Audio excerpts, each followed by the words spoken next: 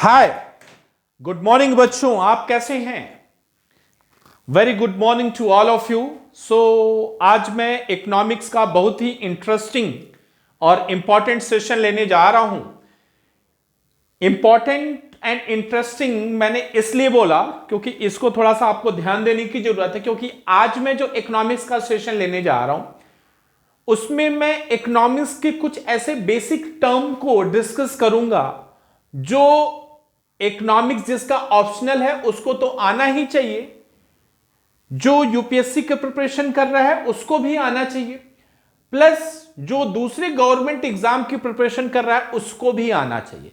क्योंकि इस टर्म्स को बिना जाने, इसकी टेक्निकलिटी बिना जाने आप इकोनॉमिक्स को पढ़ ही नहीं सकते। तो देखा जाए तो ये जो क्लास है एक तरीके से एक रूट क्लास बोल लीजिए या फिर बोल लीजिए कि ये एक बेसिक क्लास ऑफ इकोनॉमिक्स है।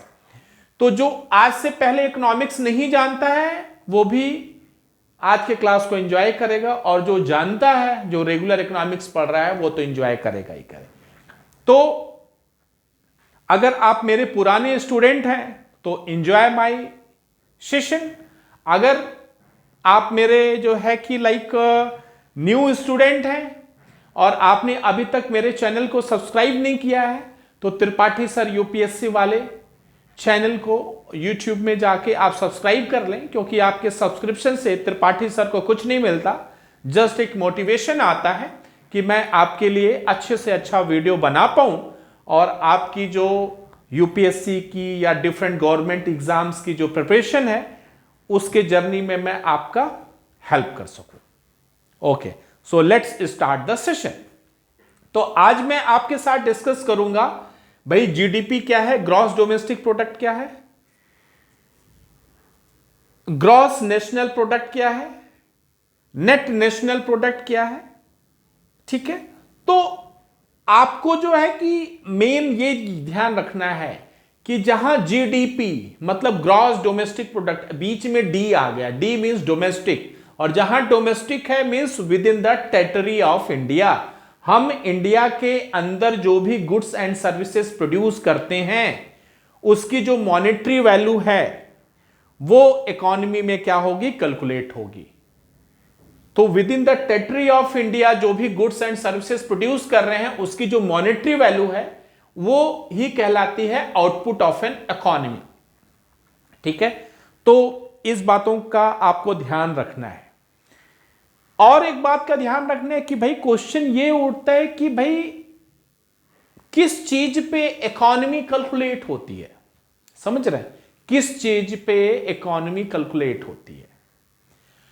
तो देखिए, एक होता है फैक्टर कॉस्ट, एक होता है मार्केट प्राइस।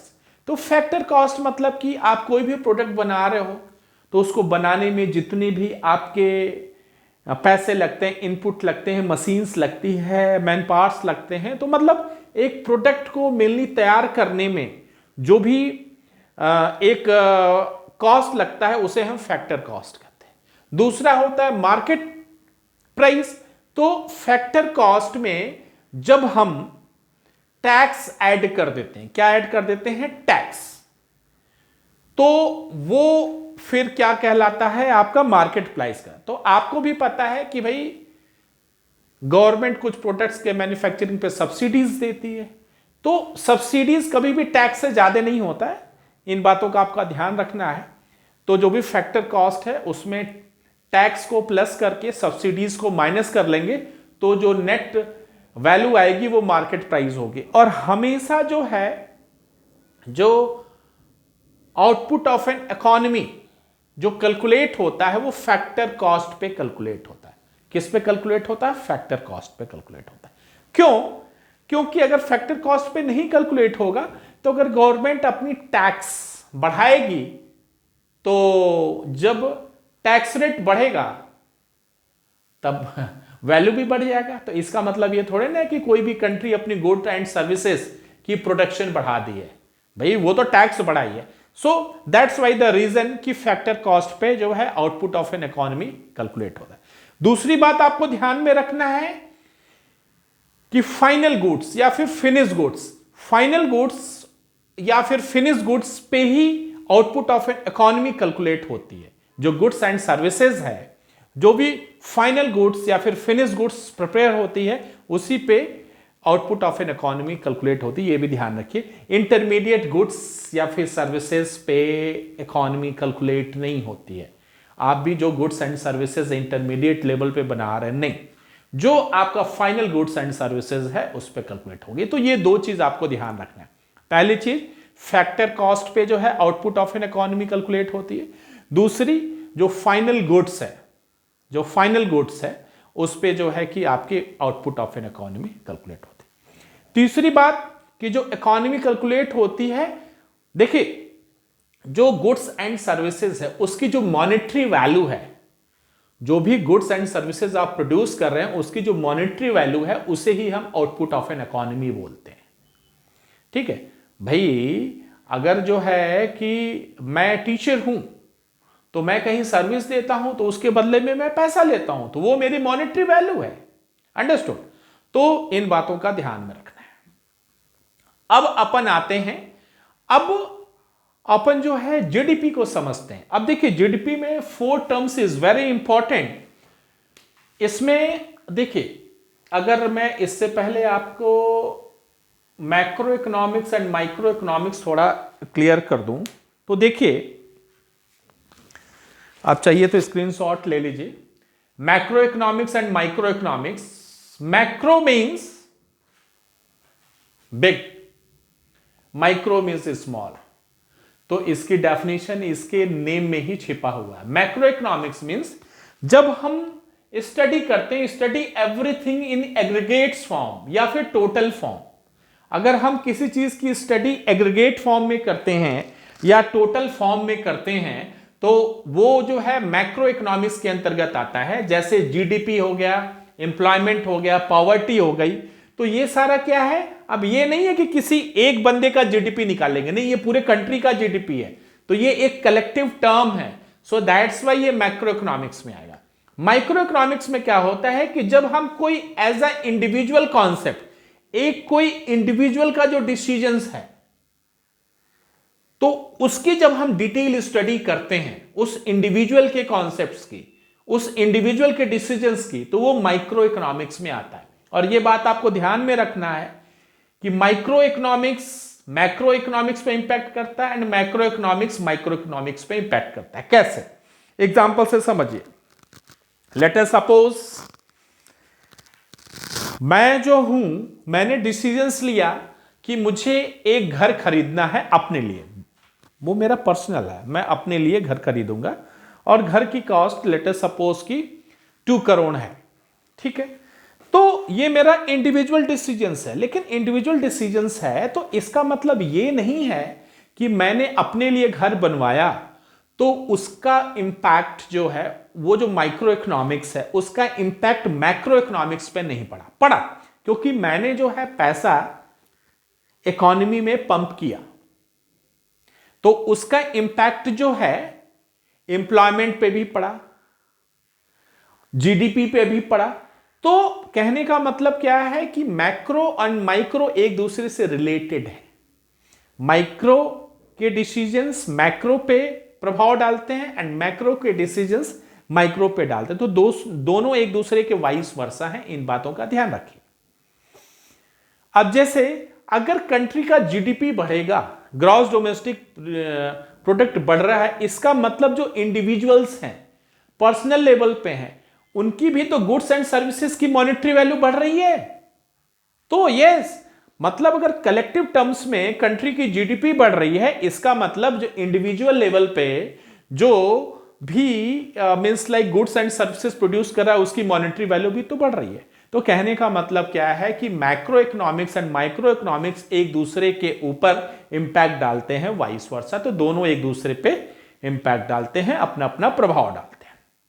ठीक है, लेट्स स्टार्ट करते हैं। GDP, GNP, NDP and NNP. तो देखिए, जहां जहां डी होगा, अब जैसे अगर मैं बात करूं, पहले बात कर लेता हूं इसकी, किसकी?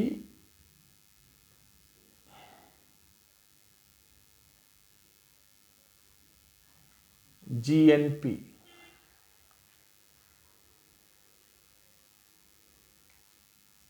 GDP, NDP, then NNP. तो देखिए जीएनपी, जीडीपी, एनडीपी, एनएनपी, तो मीन्स देखिए जहां आपका डी आएगा, जहां डी आएगा आपका, इट मीन्स आप समझिए domestic. Domestic means within the territory of India, means within the territory of India जो भी गुड्स एंड सर्विसेज प्रोड्यूस होता है वो आउटपुट ऑफ एन इकोनॉमी में कैलकुलेट होगा। जहां भी एन आता है बीच में, N, that is national, that is national. तो जहां भी बीच में एन आएगा, जैसे gross national product, net national product, तो जहां भी बीच में एन आ रहा मतलब नेशनल आ रहा है, इट मींस कि वो इंडियन से रिलेटेड है। तो मींस जहां भी इंडियंस हैं, चाहे भारत में या भारत के बाहर, वो जो भी गुड्स एंड सर्विसेज प्रोड्यूस कर रहे हैं उनकी जो मॉनेटरी वैल्यू है वो आउटपुट ऑफ एन इकोनॉमी में कैलकुलेट होगी with in a given time period. तो इन बातों का ध्यान रखिए। अगर बीच में डी आता है तो टेरिटरी ऑफ इंडिया की बात कर रहा है, with in the territory of India goods and services output of economy में कैलकुलेट होगा। अगर बीच में एन आ रहा है मींस नेशनल आ रहा है, तो it means it depends on the national means Indian. तो जहां जहां इंडियंस हैं मींस भारत में तो हैं ही, भारत के बाहर भी हैं, वो आपको जो है अर्न करके अपने कंट्री में पैसा भेजते हैं, तो उनकी जो गुड्स एंड सर्विसेज की मॉनेटरी वैल्यू है वो आउटपुट ऑफ एन इकोनॉमी में कैलकुलेट होगी। तो इस बात का ध्यान रखिएगा, ठीक है। तो अब हम GNP, GDP, NDP, NNP, gross national product, gross domestic product, net domestic product and net national product, इन चारों टर्म्स को पढ़ने से पहले अगर आपको डिप्रिसिएशन नहीं पता है तो आप फिर इसको नहीं समझ सकते। डिप्रिसिएशन क्या है? डिप्रिसिएशन मतलब आप एक एग्जांपल से समझिए कि कोई भी आप वैल्यूज लेते हैं, जैसे कि अगर मैं सिंपली बोलूं मैंने कार खरीदा, कार की कॉस्ट जो है 3 लाख है, तो विद इन इकोनॉमी ये माना जाता है कि उसकी जो वैल्यू होती है हर साल 10% डिप्रिसिएट होती है, तो उसे ही हम डिप्रिसिएशन बोलते हैं। तो अगर मान के चलिए कि अगर कार को मैं 5 साल बाद बेचने जा रहा हूं तो उसकी इकोनॉमी में, मार्केट में जो प्राइस होगी वो 50% हो जाएगी, क्योंकि 10% वो क्या हुआ, रिड्यूस होते जा रहा है। तो कहने का मतलब क्या है कि जो डिप्रिसिएशन है वो 10% हर साल डिप्रिसिएट होता है, और डिप्रिसिएशन के अनुसार ये मान के चलिए कि जो हर साल 10% डिप्रिसिएशन होता है किसी भी गुड्स जो भी आपने परचेस किया, सामान जो भी परचेस किया उसकी वैल्यू जो है डिप्रिसिएट हो। तो डिप्रिसिएशन का मतलब ये होता है। तो कहने का मतलब क्या है कि अगर आपने डिप्रिसिएशन जब आप कंसीडर करते हैं, अगर if within the output of an economy if we ignores the consumption और depreciation of its machine, stock, assets, so it is referred as a gross concept. And if we consider, if we account depreciation, अगर हम depreciation को consider करते हैं तो it is known as a net concept. तो ये है net and gross का concept. तो जैसे जो GNP है, GNP मतलब ग्रॉस नेशनल प्रोडक्ट में से जब आप डिप्रिसिएशन माइनस करोगे तो ये क्या देगा, नेट नेशनल प्रोडक्ट देगा, और यही क्या होता है, नेशनल इनकम होता है। क्या होता है, नेशनल इनकम होता है। क्या होता है, नेशनल इनकम होता है। तो देखिए आपका नेशनल इनकम होता है, और जब आप जो है कि लाइक अब इसमें आप कैलकुलेट क्या कर रहे हैं, आउटपुट ऑफ इकोनॉमी में सिंपली आप जो है गुड्स एंड सर्विसेज की मॉनेटरी वैल्यू को ही कैलकुलेट करते हैं, ठीक है। तो जहां आपका जो है ग्रॉस आ गया, इट मींस कि आप जो है डिप्रिसिएशन को कंसीडर नहीं कर रहे हैं। जहां आपका नेट आ गया मींस आप डिप्रिसिएशन को कंसीडर कर रहे हैं। तो अगर मैं जीएनपी की बात बोलूं तो GNP is what, GNP minus depreciation means gross national product में से जब आप डिप्रिसिएशन माइनस करोगे तो आपको मिलेगा net national product and it is equal to national income. इसे ही हम नेशनल इनकम बोलते हैं या फिर नेट नेशनल प्रोडक्ट बोलते हैं। अब देखिए, जो आपका जीडीपी है, gross domestic product, gross domestic product मतलब कि ग्रॉस डोमेस्टिक प्रोडक्ट में जब आप डिप्रिसिएशन माइनस करते हो तो आपको मिलता है नेट डोमेस्टिक प्रोडक्ट, मतलब कि आपने डिप्रिसिएशन यहां कंसीडर किया। तो आपको पता है कि जीडीपी में आप क्या करते हो, डिप्रिसिएशन कंसीडर नहीं करते हो। इट मींस कि जीडीपी में जो आप आउटपुट ऑफ एन इकोनॉमी में जो गुड्स एंड सर्विसेज की जो मॉनेटरी वैल्यू है of the final goods and services in a given time interval या गिवन टाइम पीरियड, ठीक है, जिस पे आप डिप्रिसिएशन कंसीडर नहीं कर रहे हो with in the territory of India, वो कहलाती है जीडीपी। क्या कहलाती है? GDP, gross domestic product. और उसी में अगर आप डिप्रिसिएशन माइनस कर देते हो तो वो कहलाता है नेट डोमेस्टिक प्रोडक्ट। वही अगर हम जीएनपी की बात करें तो जो जीएनपी है, ग्रॉस नेशनल प्रोडक्ट में से जब आप डिप्रिसिएशन माइनस कर देते हो तो नेट नेशनल प्रोडक्ट आता है। तो ग्रॉस नेशनल प्रोडक्ट क्या होता है? ग्रॉस नेशनल प्रोडक्ट में आप डिप्रिसिएशन को कंसीडर नहीं करते हो। तो नेशनल मींस इंडियन, मींस जहां भी इंडियंस हैं, चाहे इंडिया में चाहे इंडिया के बाहर, जो भी वो गुड्स एंड सर्विसेज प्रोड्यूस कर रहे हैं, उनकी जो मॉनेटरी वैल्यू है उनके गुड्स एंड सर्विसेज की इन ए गिवन टाइम पीरियड, उसको हम कैलकुलेट करते हैं किसमें? जीएनपी में, ठीक है। बट उसमें हम डिप्रिसिएशन को कंसीडर नहीं करते। जब हम जीएनपी में डिप्रिसिएशन को कंसीडर करते हैं तो वो कहलाता है नेट नेशनल प्रोडक्ट। तो आई थिंक आपको समझ में आ गया होगा कि GNP, GDP, NNP and NDP क्या है, ठीक है। तो आपने ये देखा कि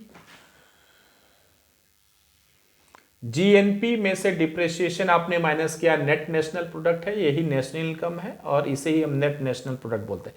और एक बात आपको ध्यान रखना है कि जो नेट नेशनल प्रोडक्ट है इसको हम बेस्ट मेजर इकोनॉमी के लिए मानते हैं, बट हम इसको यूज क्यों नहीं करते, ये भी एक पॉइंट है डिस्कस करने का। और इंडिया या most of the developed and developing countries जैसे कि ऑस्ट्रेलिया, अमेरिका, जर्मनी, ये सारे जो है कि जीडीपी को ही as a economy measure use करते हैं। ऐसा इसलिए करते हैं कि एक तो रीज़न है due to the remittances, means remittances जो है आउटफ्लो एंड इनफ्लो होता है, तो उससे उनका कैलकुलेशन एग्जैक्ट नहीं आता है, या फिर इट्स वेरी टफ या it's very hard to calculate. So देखा जाए तो एग्जैक्ट जो मेज़र वो कैलकुलेट कर सकते हैं जीडीपी, क्योंकि जीडीपी में एक तो क्या है, आप डिप्रिसिएशन कंसीडर नहीं करना है तो आप वहाँ बच जाते हैं। और दूसरी चीज़ क्या है कि जीडीपी में जो है कि सिर्फ आपको विद इन द टेरिटरी, आप अपने कंट्री के टेरिटरी के अंदर के गुड्स एंड सर्विसेज की मॉनेटरी वैल्यू कैलकुलेट करनी होती है। सो दैट्स वाई हम जो है जीडीपी को प्रेफर करते हैं। तो आप बोलोगे कि भाई नेट डोमेस्टिक प्रोडक्ट को क्यों नहीं करते हैं? तो नेट डोमेस्टिक प्रोडक्ट को इसलिए नहीं करते हैं क्योंकि उसमें हमें डिप्रिसिएशन कंसीडर करना पड़ेगा। तो डिप्रिसिएशन कंसीडर करना एक बहुत ही टफ टास्क है, क्योंकि भाई उसकी मॉनेटरी वैल्यू निकालना ऐसा नहीं है कि एवरीवेयर 10% ही है। कहीं जो है आज के टाइम में इंडियन मार्केट में बार्गेनिंग वर्ड्स जो है, जो जितना बार्गेनिंग कर ले, जो जिस हिसाब से जो है मार्केट को समझ रखता है, तो दैट्स वाई जो है कि एनडीपी भी हम यूज नहीं कर सकते, एंड जीएनपी और ये एनएनपी तो वैसे भी नहीं यूज कर सकते। लेकिन अगर टेक्निकल टर्म्स में देखा जाए तो एनएनपी जो है बेस्ट मेजर है। क्यों? क्योंकि देखिए जीएनपी में जो ग्रॉस नेशनल प्रोडक्ट है, नेशनल में मीन्स जो भी इंडियंस हैं, क्योंकि देखिए एक्चुअल में तो हम नेशनल जो इंडियंस हैं उनके ही गुड्स एंड सर्विसेज के मॉनेटरी वैल्यू को कैलकुलेट करेंगे अपने आउटपुट ऑफ एन इकोनॉमी में। लेकिन कहने का मतलब क्या है कि ये थोड़ा सा टफ हो जाता है, क्योंकि ये रेमिटेंसेस के फॉर्म में पैसे आते हैं, ठीक है ना, तो उसको कैलकुलेट करना sometimes inflow and outflow different हो जाता है, तो उसका कैलकुलेशन थोड़ा टफ हो जाता है। और उससे भी एग्जैक्ट है कि जब जीएनपी में से आप डिप्रिसिएशन माइनस कर दो तो जो एनएनपी आएगा, नेट नेशनल प्रोडक्ट आएगा, उसे ही हम नेशनल इनकम बोलते हैं, तो ये बेस्ट मेजर होता है। लेकिन इट्स वेरी टफ कि कोई भी कंट्री अपनी इकोनॉमी एनएनपी पे दिखाए, अपने ग्रोथ रेट को एनएनपी पे दिखाए, ठीक है ना। तो दैट्स वाई एनएनपी प्रिफर नहीं करते हैं, जीडीपी प्रिफर करते हैं। अब देखिए, अगर मैं जो है आपको सिंपली बोलूं कि आउटपुट ऑफ एन इकोनॉमी, ठीक है, आउटपुट और income of A economy same thing है, ठीक है, कि आप कितना इनकम कर रहे हो, उसकी मॉनेटरी वैल्यू क्या है, या output of an economy of A goods and services की। तो इनकम या फिर आउटपुट किसकी, आपके इकोनॉमी की, नियर अबाउट सेम मीनिंग है, तो आप इससे आपको वो नहीं करना है। इसके बाद आते हैं कि कुछ इंपॉर्टेंट टर्म्स हैं, जैसे कि CRR, cash reserve ratio, SLR, statutory liquidity ratio, bank rate, OMO, open market operations, repo rate, reverse repo rate. अब देखिए, ये टर्म भी बहुत ही इंपॉर्टेंट है और इसको समझना भी आपको आना चाहिए। देखिए, सीआरआर जो कि कैश रिजर्व रेशियो है, अब कैश रिजर्व रेशियो क्या है, 4.5% जो है प्रेजेंट में, जो कैश रिजर्व रेशियो है वो 4.5% है। जो एसएलआर है, जो करंट में स्टैट्यूटरी लिक्विडिटी रेशियो, वो 18% है। जो बैंक रेट है वो 6.75% है। और जो ओएमओ है, ओपन मार्केट ऑपरेशंस, इसको डिस्कस करेंगे। रेपो रेट 6.5 है, रिवर्स रेपो रेट 3.35% है, and marginal standing facility rates है 6.75%। तो देखिए, जो कैश रिजर्व रेशियो, एक्चुअल में कैश रिजर्व रेशियो क्या होता है, तो कैश रिजर्व रेशियो एक्चुअली क्या होता है कि देखिए, ये सारे मेजर्स हैं, क्या है, ये सारे मेजर्स हैं। तो जो कैश रिजर्व रेशियो है, ये लॉन्ग टर्म लिक्विडिटी है, ठीक है ना। जो आरबीआई क्या करता है, आरबीआई जो है, जो डिफरेंट बैंक्स हैं, जो कॉमर्शियल बैंक हैं, जो कॉमर्शियल इंस्टीट्यूशंस हैं, उनको जो है क्या देता है कि वो बोलता है कि आपको इतना कैश जो है मेरे पास रखना पड़ेगा। क्या करना पड़ेगा, इतना रखना पड़ेगा, कैश रिजर्व रेशियो। ये जो है एक तरीके से देखिए तो मैंडेटरी है सारे बैंक्स के लिए, सारे फाइनेंशियल इंस्टीट्यूशंस के लिए। तो ये आरबीआई की गाइडलाइंस है, ये आरबीआई का वो है कि जो कैश रिजर्व रेशियो है वो आरबीआई सारे फाइनेंशियल इंस्टीट्यूशंस या बैंक से 4.5% जो नेट डिपॉजिट है उसका, जो नेट जो है टाइम लाइबिलिटीज है या जो नेट डिपॉजिट्स है उसका 4.5% उनको जो है कि आरबीआई के साथ क्या करना पड़ता है, जमा रखना पड़ता है, ठीक है। वो आज के टाइम में 4.5% है।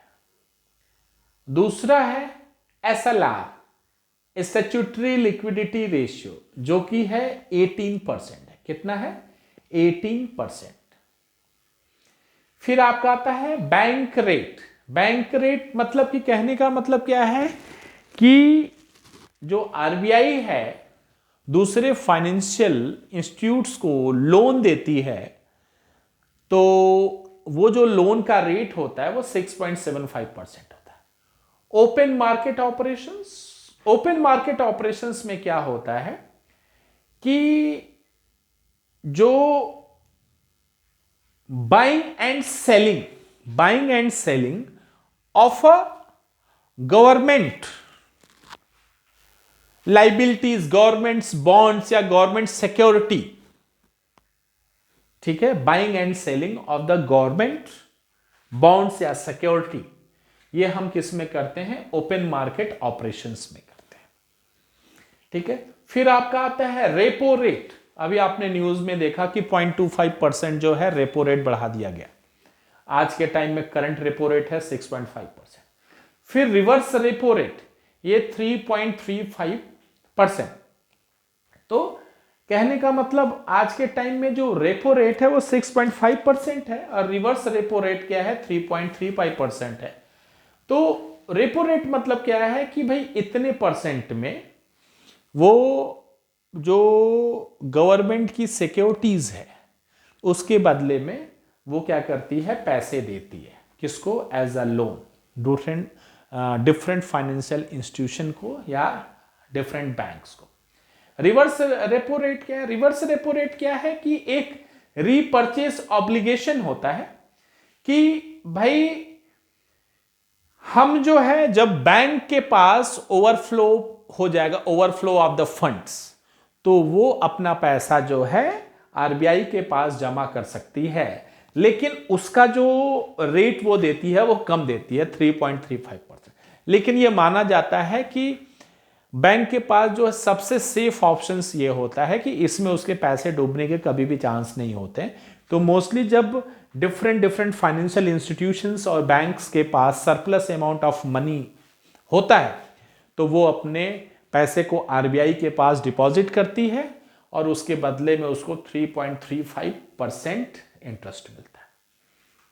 जबकि देखिए आरबीआई कितनी चालाक है, रेपो रेट 6.5% है, यहां पे क्या करती है कि 6.5% जो है कि लाइक इंटरेस्ट लेती है, जो उसको पैसे देती है, समझ रहे हैं। अब जो है आता है मार्जिनल स्टैंडिंग फैसिलिटी रेट, ये आज के टाइम में 6.75% है ये, और बैंक रेट भी 6.75% है। तो ये क्या होता है, marginal standing facility rate sometimes क्या होता है, over the night different bank या इंस्टीट्यूट को कैश की रिक्वायरमेंट होती है। समटाइम्स क्या होता है कि like due to the means जितना डिपॉजिट हो रहा है उतना विड्रॉल नहीं हो रहा है, मतलब एक मिसमैच हो जाता है और कैश की शॉर्टेज हो जाती है बैंकों के अंदर। तब अब जब कैश की शॉर्टेज हो गई तो वो कैश कैसे मेंटेन करते हैं, तो वो आरबीआई से जो है कैश लेते हैं और ये ओवर द नाइट लेते हैं, 1 डे के लिए लेते हैं। तो इसका जो एक तरीके से बोला जाए तो ये इमरजेंसी लोन हो जाता है जो बैंक्स लेती है आरबीआई को, इसे हम बोलते हैं मार्जिनल स्टैंडिंग फैसिलिटी रेट, और ये 6.75% होता है, ठीक है। तो अब देखिए ये जितने भी हैं, चाहे सीआरआर हो गया, एसएलआर हो गया, बैंक रेट हो गया, ओएमओ हो गया, रेपो रेट हो गया, रिवर्स रेट हो गया, मार्जिनल स्टैंडिंग फैसिलिटी रेट हो गया, देखिए इसमें जो क्वेश्चंस बनते हैं कि भाई जब इन्फ्लेशन आएगा तो लाइक आरबीआई कौन से ऐसे टूल्स को यूज करेगी कि लाइक इन्फ्लेशन को कंट्रोल करने के लिए, ठीक है। लाइक अगर जो है कि लाइक रिसेशन आ रहा है तो कौन से टूल्स जो है आरबीआई प्रिफर्ड करेगी। तो there are a different tools जो short term tools, long term tools and mid term tools के फॉर्म में जो है आरबीआई के पास होता है। वो डिफरेंट टाइम्स इंटरवल में वो डिफरेंट टूल्स को यूज करती है मार्केट को मैनेज करने के लिए। जैसे अगर मैं आपको बताऊं कि जो शॉर्ट टर्म लिक्विडिटी होती है वो रेपो रेट या फिर रेपो ऑक्शंस के थ्रू जो है वो शॉर्ट टर्म लिक्विडिटी को मेंटेन करती है मार्केट में। कैसे? अब आपको पता है कि जो रेपो रेट है वो 6.5% है।